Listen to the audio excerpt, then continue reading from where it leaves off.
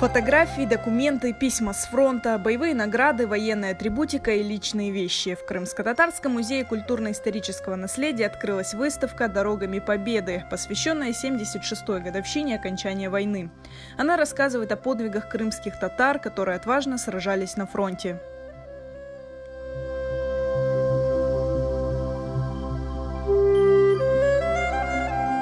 Сотрудники музея находятся в постоянном поиске, и здесь появляются новые фотографии, новые имена людей, которые участвовали в освобождении нашей Родины от немецко-фашистских захватчиков. Это первое. И второе новшество на этой выставке, то, что благодаря нашим коллегам, куратору этой выставки, Базиру Чачи, здесь мы смогли показать по участию крымских татар, именно разбить по фронтам.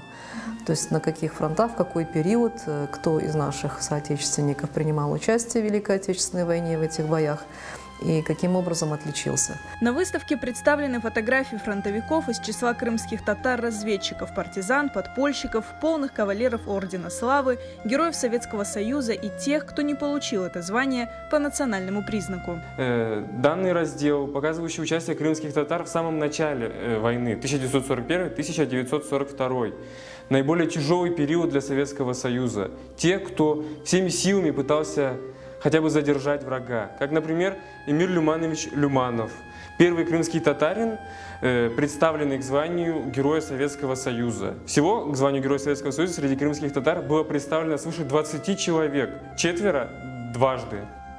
Особое место на выставке занимает материал, найденный в ходе поисковых работ. Как, например, награды Аблаева Сейджемиля, который награжден не только за взятие Берлина, за боевые заслуги, за трудовую доблесть Отечественной войны первой степени, за победу над Германией и прочими наградами. И что самое интересное, по данным Обобщенного банка данных «Мемориал» и «Подвиг народа», данный человек, мы никак не можем найти соответствие с ним по месту рождения, годам жизни. И тем не менее, вот такой создается как прецедент, что награды есть, а человека в официальных данных, возможно, пока что нет.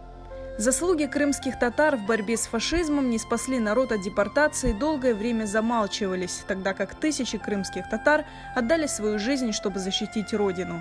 Участвовали в освобождении Европы от захватчиков, были образцами героизма и стойкости.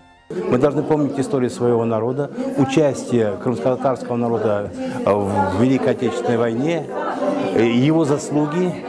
Поэтому популяризация вот этой тематики, которая долгие десятилетия не отражалась вообще в советской историографии, а потом уже и в других историографиях.